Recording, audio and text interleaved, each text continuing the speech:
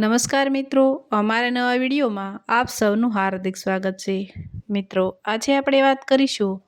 આજે સવારથી સ્મિતા ખુશ હતી। સ્મિતા ઘરના કામ ફટાફટ પતાવી રહી હતી અને હું કૃણાલ સ્વીટુના પુત્રને રમાડી રહ્યો હતો।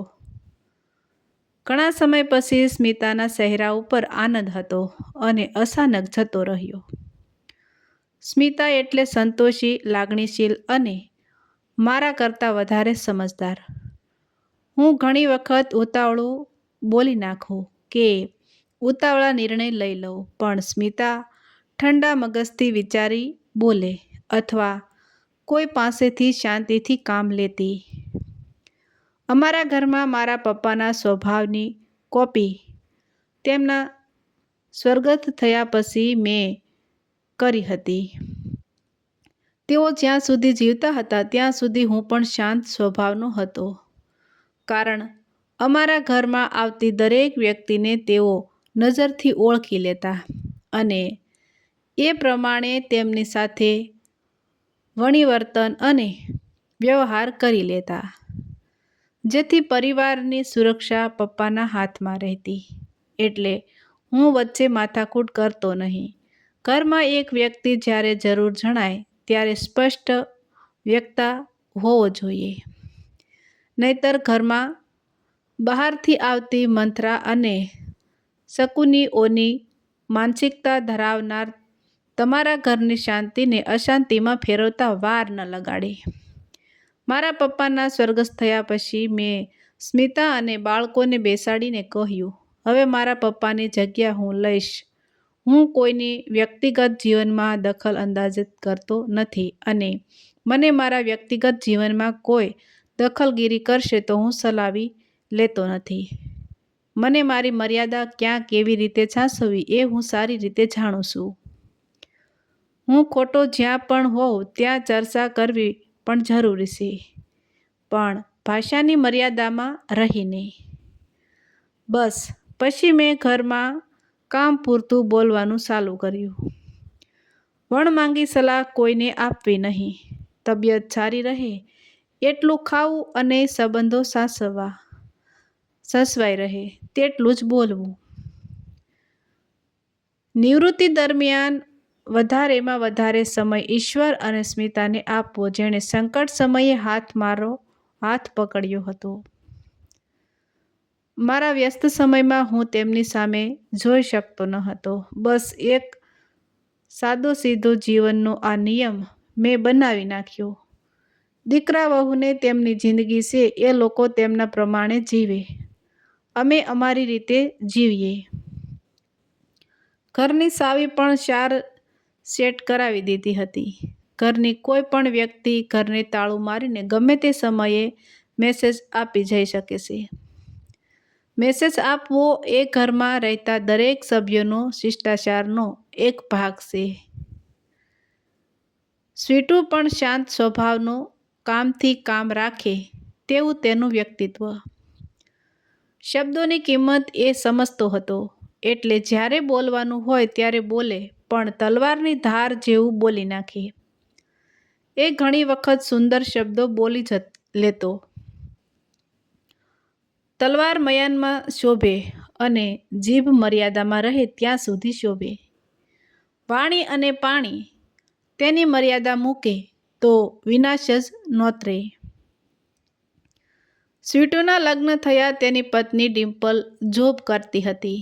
લગ્ન પછી સ્વીટુ અને ડિમ્પલને બાજુમાં બેસાડી કહ્યું હતું, તમે બંને જોબ કરો, અમે ખુશ છીએ। અમને તમારા 1 રૂપિયાની જરૂર નથી।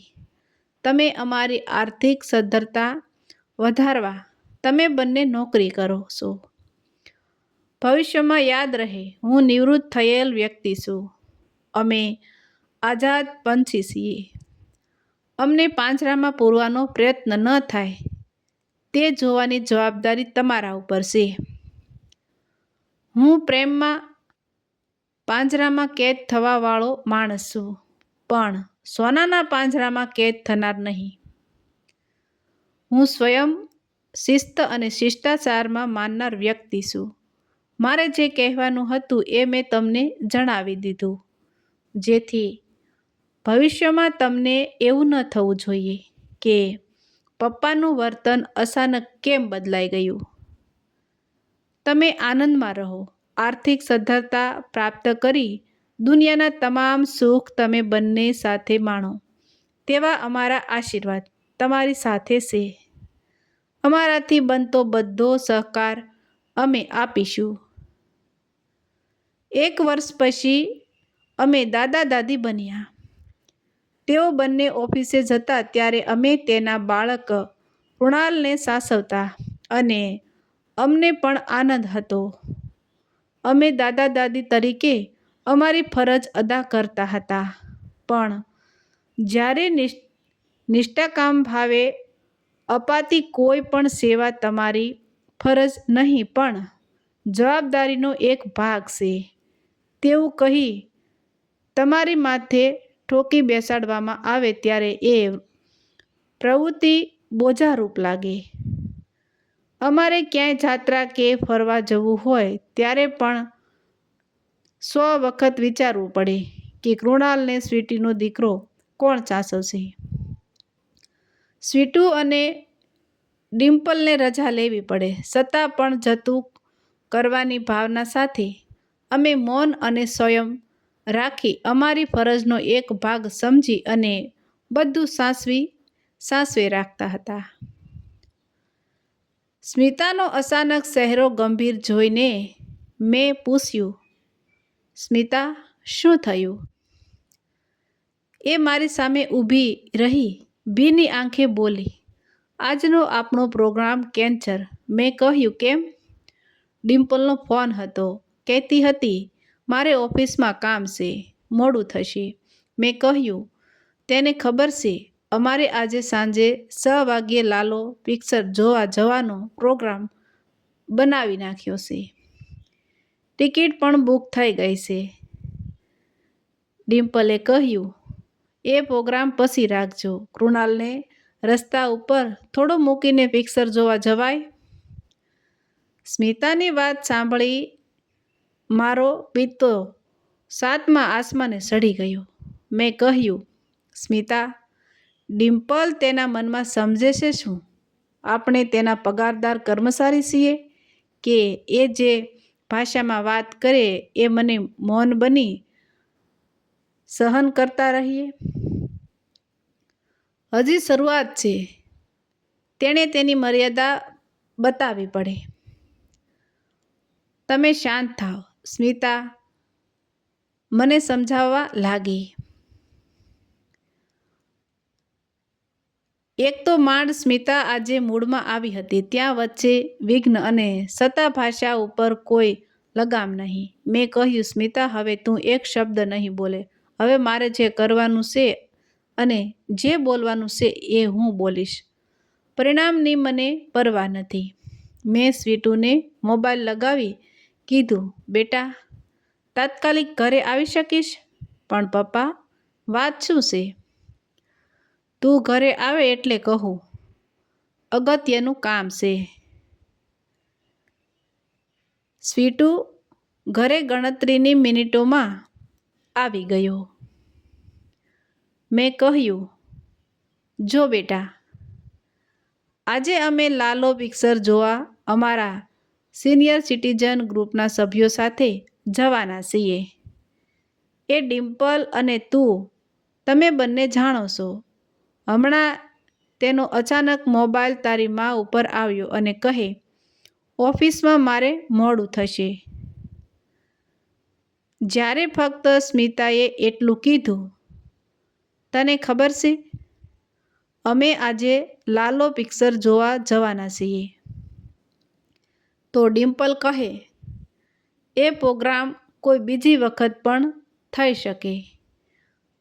આગળ બોલી, કૃણાલે રસ્તા ઉપર મૂકીને તમે પિક્ચર જોવા જશો? શું હવે પછી ડિમ્પલ અમારા પ્રોગ્રામ નક્કી કરશે? સાધુ સંત હોય કે વ્યક્તિ, સામાન્ય સંજોગોમાં જ્ઞાનની વાતો કરતા હોય છે, પણ સાચી કસોટી અસામાન્ય સંજોગોમાં થાય ત્યારે જ વ્યક્તિ જેવો હોય તેવો દેખાઈ જાય. આજે ખરેખર સ્વીટુના સાસા સ્વભાવનો મને પરિચય થયો, જેનો હું આગ્રહી હતો. સ્વયં શિસ્ત અને શિષ્ટાચાર દર્શન મેં સ્વીટુના મા બાપ સાથેના વ્યવહારમાં ત્યારે મેં જોયા. એ ખૂબ જ શાંતિથી મારી બાજુમાં બેઠો, મારા ખભે હાથ મૂકી બોલ્યો, પપ્પા, મમ્મી, તમે આનંદથી લાલો પિક્ચર જોવા જાઓ. મારા લાલાને હું સાચવીશ. મને પણ ખબર પડે મારો લાલો કેવા કેવા તોફાન કરે છે. વાતાવરણને હળવું કરતાં તેણે મજાક કરી લીધી. તે આગળ બોલ્યો, હું સ્વીકારું છું, ડિમ્પલની 100% ભૂલ છે. જ્યારે તેને તમારો પ્રોગ્રામ ખબર જ છે ત્યારે તેણે મને મોબાઈલ કરી જાણ કરવી જોઈતી હતી. હું વહેલો ઘરે આવી જાત. હું ડિમ્પલને મારી ભાષામાં સમજાવી દઈશ કે પપ્પા, મમ્મી સાથે સભ્યતાથી વાત કરે. સ્વીટુની આંખો પણ ભીની હતી, કારણ કે તે અમારો સંઘર્ષ સમયનો એકમાત્ર સાક્ષી હોવાથી અમારી વેદના સમજતો હતો. સ્વીટુની લાગણીથી ભરેલી વાતોથી મારો ગુસ્સો ઠંડો થયો. મેં સ્વીટુના માથે હાથ ફેરવી કીધું, તું પણ મારો લાલો જ છે. જા બેટા ઓફિસે. કોઈ વખત ફરી અમે પિક્ચર જોવાનો પ્રોગ્રામ બનાવી લઈશું. તારા સ્વયં શિસ્ત અને મા બાપ સાથે બોલવાનો શિષ્ટાચાર જોઈ હું તારી સામે નતમસ્તક બની ગયો છું. અરે પપ્પા, આજે તમારે લાલો પિક્ચર જોવા જવાનું છે જ. તમને તમારા લાલાના સોગંદ. ફરીથી હું 4 ટિકિટ કરાવીશ. ફરી જોવા અમારી સાથે આવજો. મારા મા બાપની આંખો ભીની હોય તો લાલો દુઃખી થઈ જાય, એ કેમ ચાલે? હું સ્વીટુને ભેટી પડ્યો. બેટા, સંતાન તારા જેવા હોવા જોઈએ, જે સત્યની સાથે ઊભા રહે.